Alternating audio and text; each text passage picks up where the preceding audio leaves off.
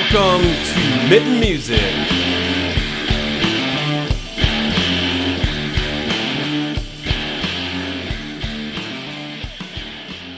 We visited the Oddfellow Concert Lounge in Wyandotte, Michigan, where we had the opportunity to talk with co-founders Brian Webb and Michael Balcom, along with their sound engineer, Ed Kanea. They share with us the vision for their nonprofit, Be Well My Friends, and why the Oddfellow Concert Lounge came to be to help be a fundraiser with live original music. So, Jeff, who do we have here tonight this evening? Brian Webb, co-founder of Be Well My Friends, as well as the Oddfellow Concert Lounge. How did you get started in this and connected up with Michael and starting the nonprofit, first of all, I guess? Yeah, sure. Well, I don't remember how I got connected with Mike. You know, he's been a musician for a long time, and I think I met him through another friend of mine and his wife or girlfriend at the time. But so they were playing in the band together, and I used to see him, Mike and his wife, quite a bit. He got introduced, started hanging around in the group, and then unfortunately, that friend's wife, after they got married, passed away shortly from ovarian cancer. I think it was 2014. During that winter, I had went to October, so fall, a zombie crawl it was the Detroit zombie crawl, but it was in Dearborn. It was at the old the Radisson Hotel right there at Fairlane. Okay, and they have a circular parking lot, and so everybody met and went inside, and they had the party at the pool. So it was humid and hot, and everybody was in makeup, and nobody was going to go swimming. So that was kind of a bummer. And then went from being steaming hot to doing the crawl, which was really just walking around the circle out in the parking lot in the freezing cold. Oh, no. Because it was actually early November, right after Halloween. And I was like, went away with like, that could have been done better attitude. Okay. Had fun because I was with my friends, and they tried, whoever created that event. But it put a little seed in my mind. And so after my friend had died from ovarian cancer, the next year, backtrack a little bit more. So that same fall, I was called by my cousins who run a nonprofit called Betty G. Gonzalez's Foundation. Okay. And they raise money for motherless daughters. Who, obviously the mother had passed away, and they mentor them and help with education, tuition, et cetera.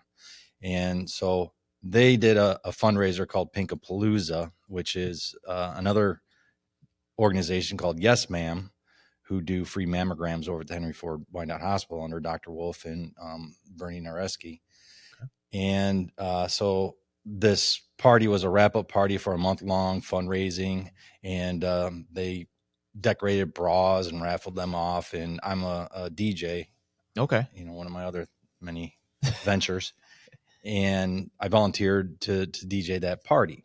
So that was all in the fall. And then in the winter, my friend passed away. And then fast forward to the spring of 2015, my idea was just, okay, let's take that zombie crawl, because Wyandotte, you've been around here before? No, we were saying that this is like, we feel like we're getting creating a bucket list of cities that we're starting to hear about that we've never been to, and Wyandotte was one of them. Where are you guys from?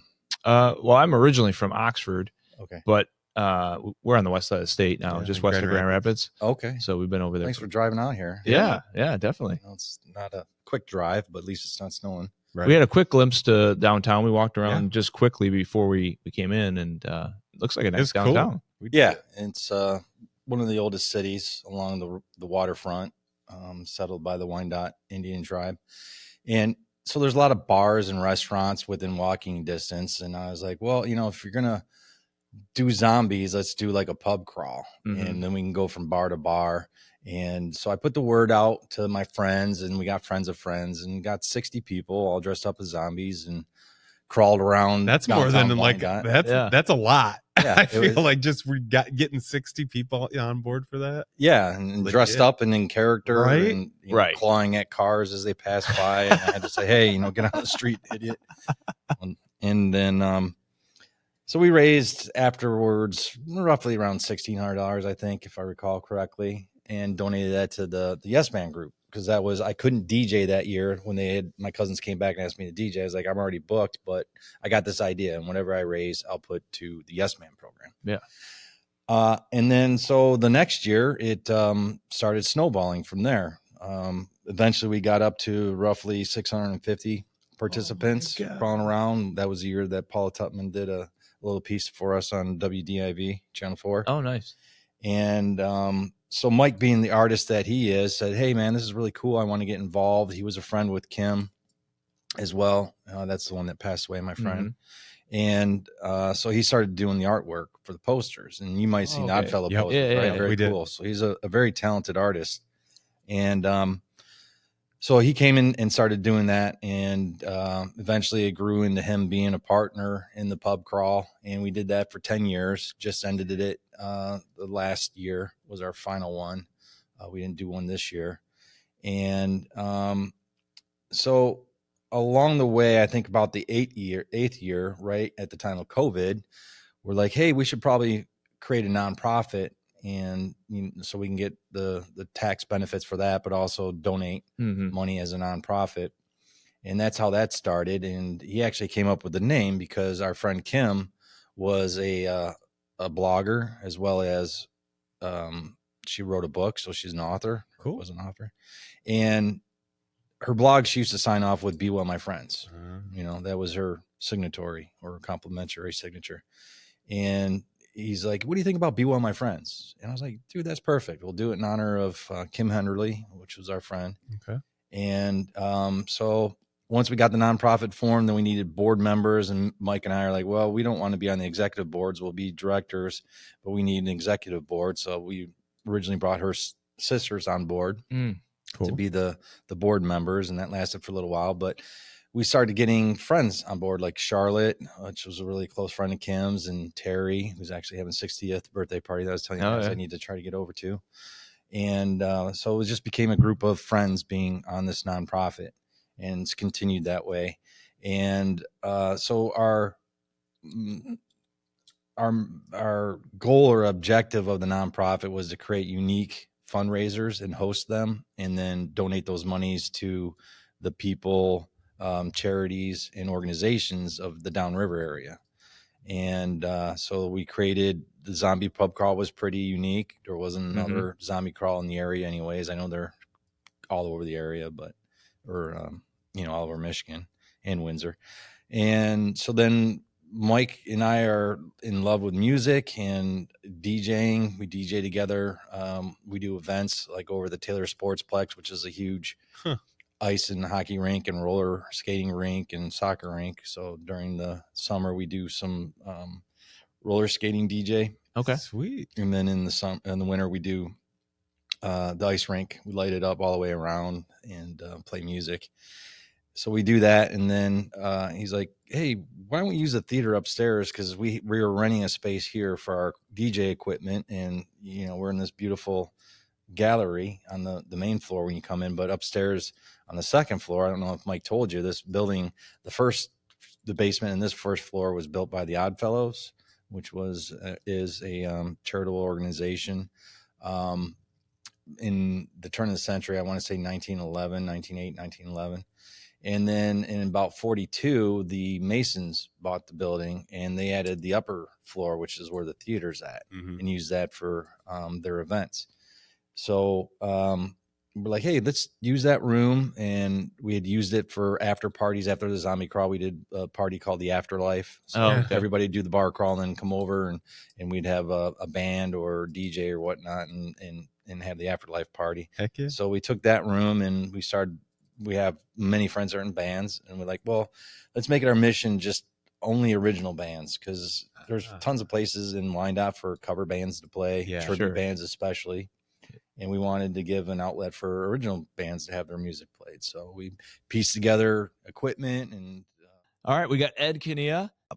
I do some installs for venues and churches and stuff like that, and usually, whatever they are getting rid of, I'll either buy it or they're going to throw it in the trash.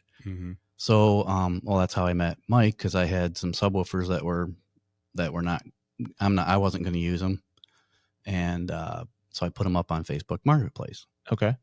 And Mike texted me and said, "Hey, I'm interested in those cabinets." So he came over, and I was like, of course, I'm a nosy little guy. I'm like, what are you doing with those? And he told me about this place. Yeah. And I was like, What? really? And then he said the original music, and that's the key.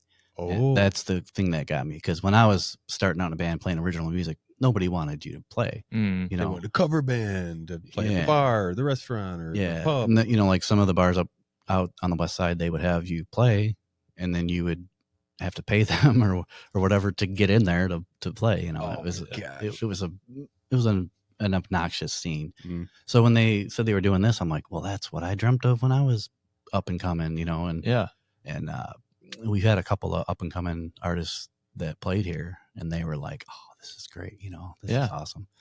But yeah, that's how I met him. And then I came to the venue, and I was like, dude, we can make this happen. Ooh. So I had I had a mixer that I wasn't using that much, so I discounted it really good price for them and sold them that, and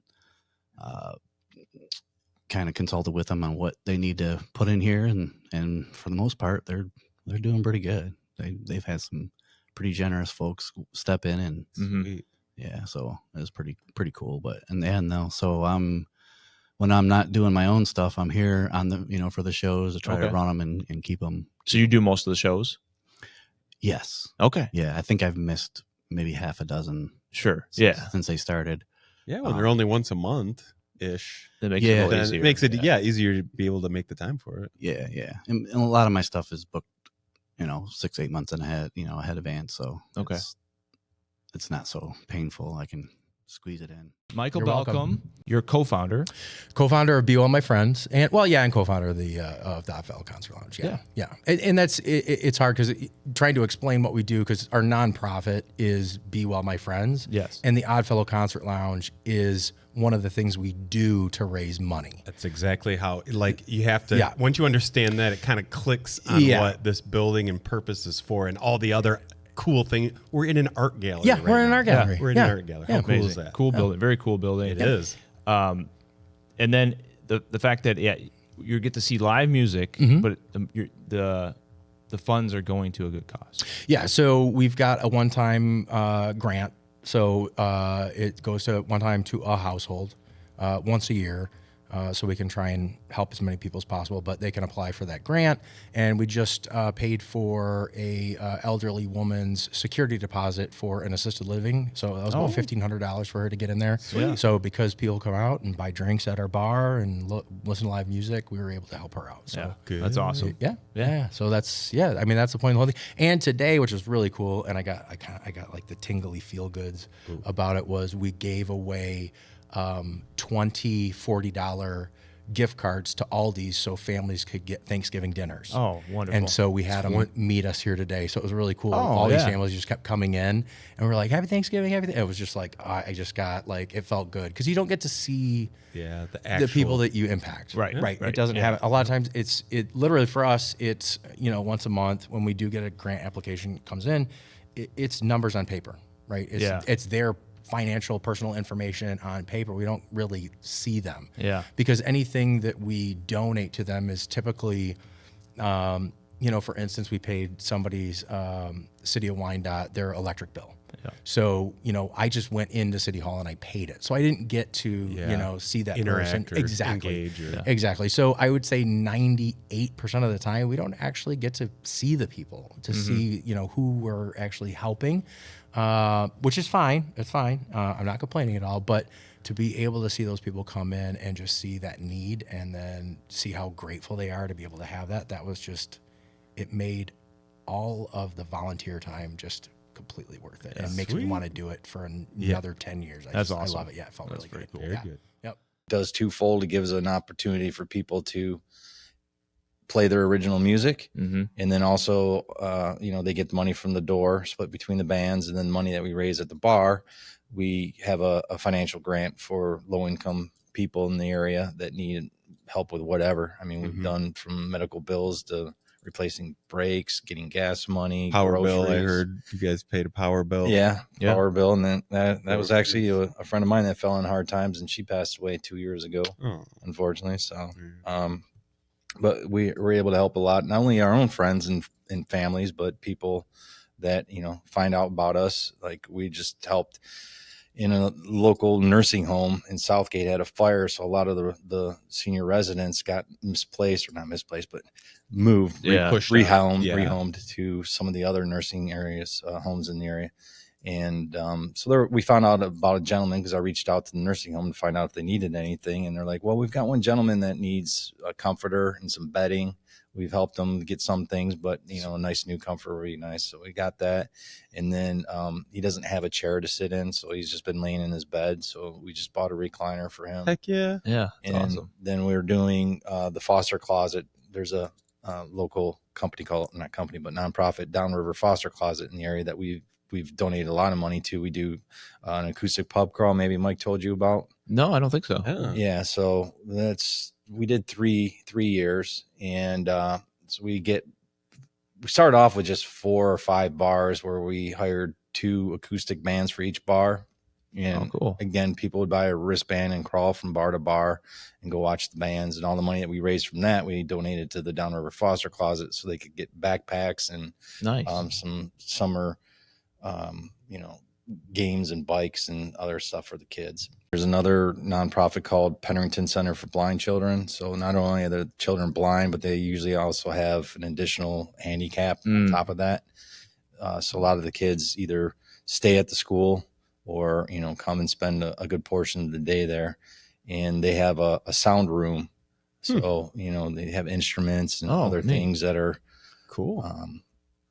Sparks the kids' attention and interest, and help them get engaged. For sure. So we donated some money for their room. And there's been a few people that we've gotten to meet, and like one family who helped with some money for a minivan because they're handicapped and they have to drive out to Ann Arbor, which is about 45 minutes.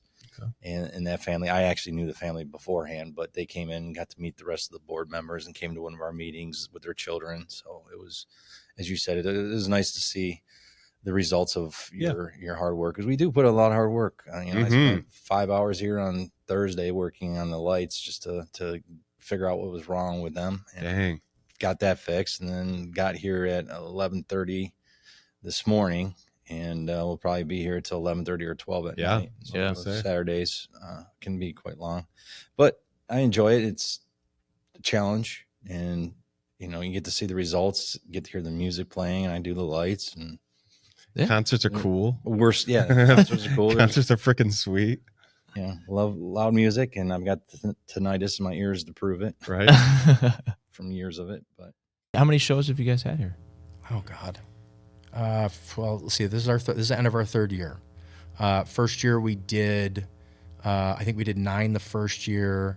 The second year we only did 6 shows, and then this year we did almost every month except for I think 2 months. Okay, so roughly 25. Yeah.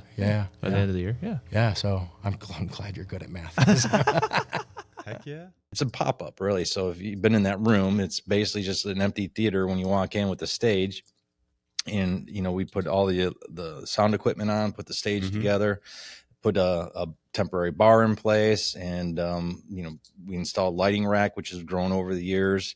And so that's my responsibility. I do the lighting. Okay. And I do the videography and also the projection. So you'll see on the back wall, we do some video.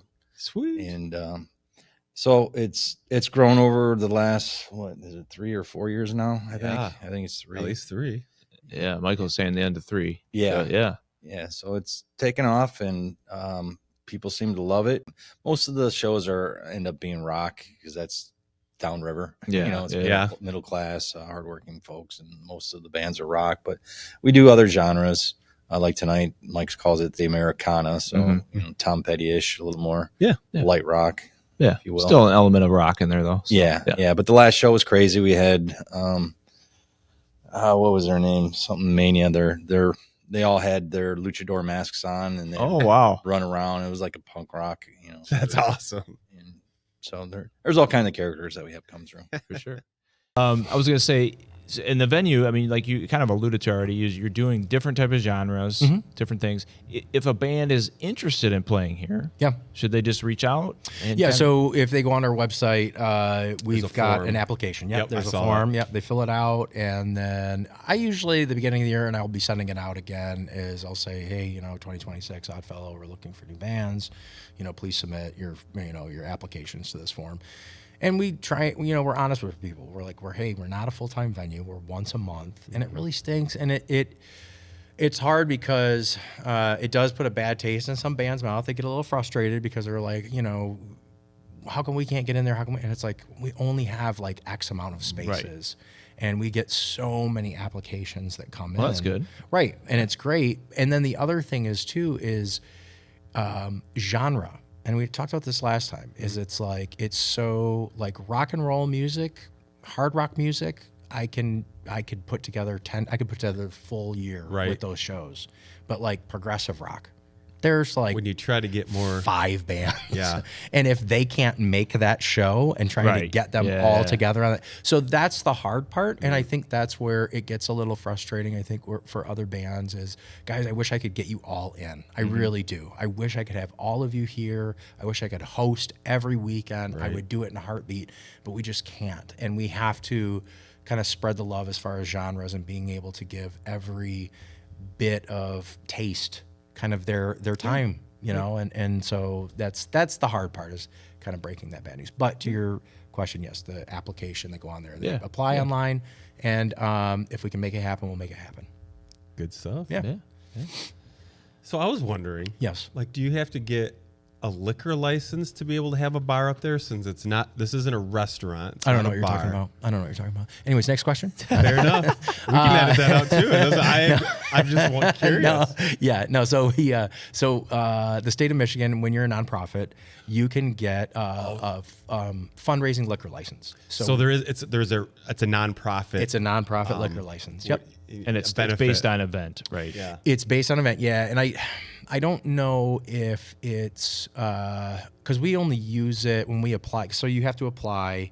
You send it into the State of Michigan Liquor Commission, and it's this application. You fill out every date, and you have to put in your times as well. Okay, so it's the dates and the times. Sure. So because we only use it for those small periods of time, I think you can use it per event. So if you have an event that goes, now don't quote me on this. For like a couple days or something. Exactly. So if we do a festival, I think you can do it through those days. So it counts by event, but we've only ever done it just for the evening for a few hours. But that's where we get our liquor license through the state. Interesting. You can do that. And you actually, I didn't know this either, but we learned through doing this nonprofit thing, any gambling you do, any raffles you do, you actually have to get a license through the state for that. Really? Yes. Huh.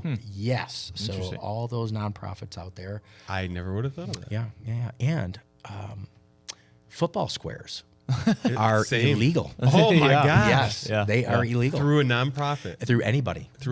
Even at my work? Yes. It's illegal.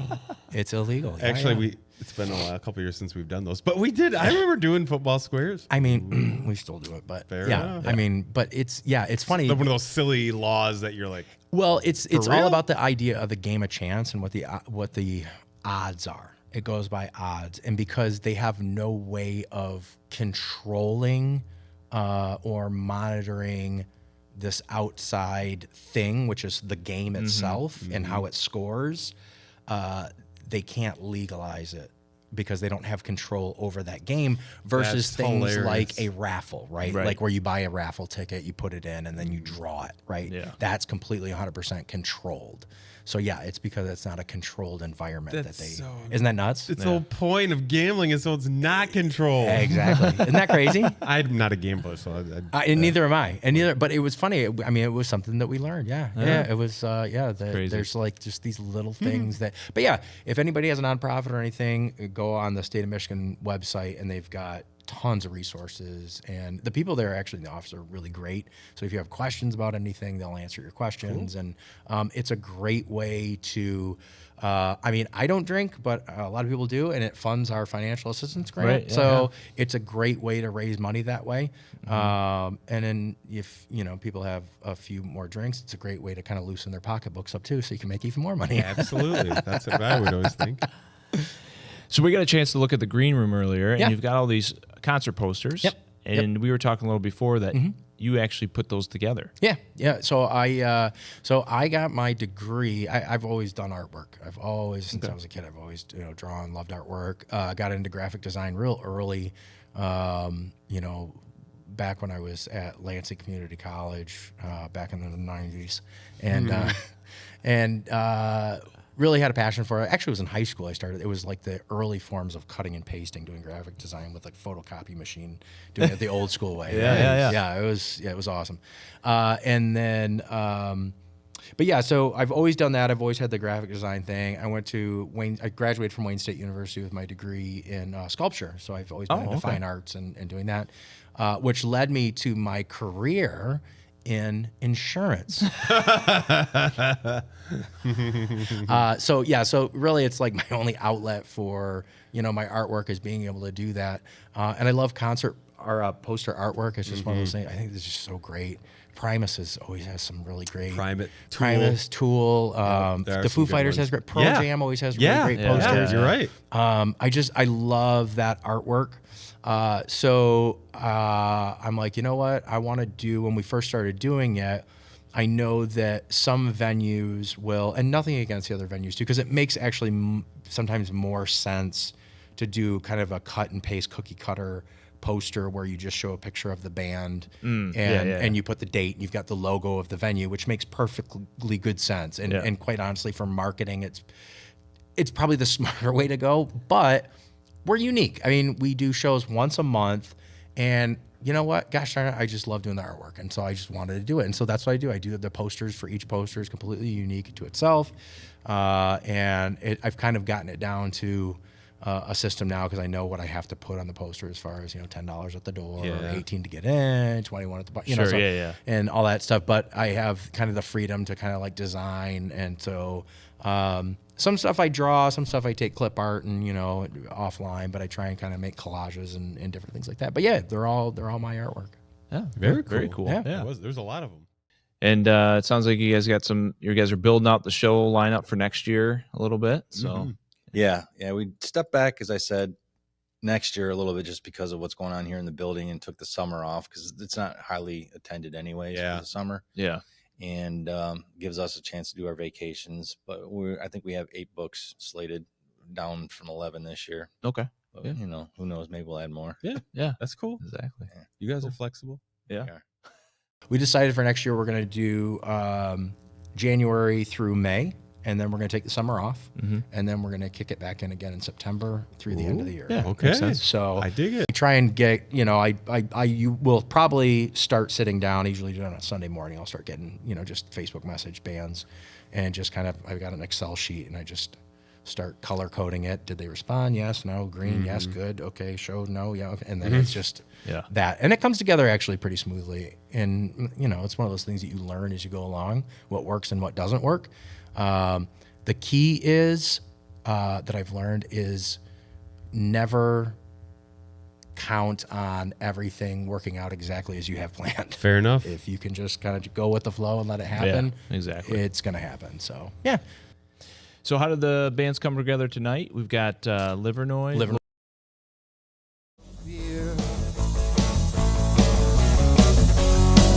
Then I picked her up and held her near. I remember being 17, listening to Judas Priest. She had lips like British steel. I still remember how that feels. Lori and the Darlings. Yep.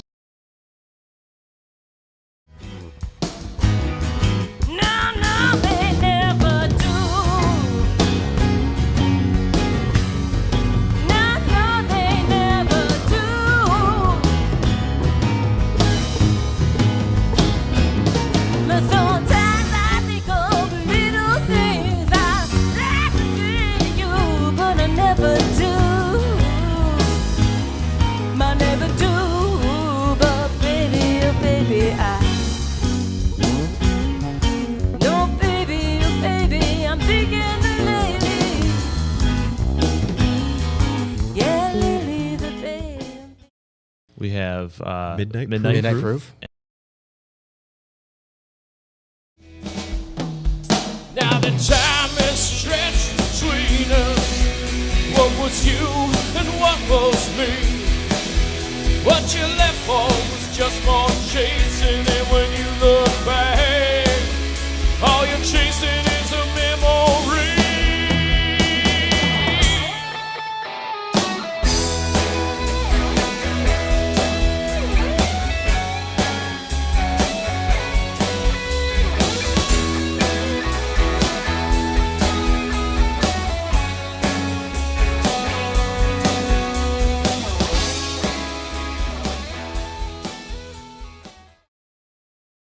And Haskins. And Haskins, yeah. A quick trip back out west has got me stopping here, and I told her I was only passing through. 1,000 years ago today I left you. The buildings all have changed, oh, but nothing stays the same.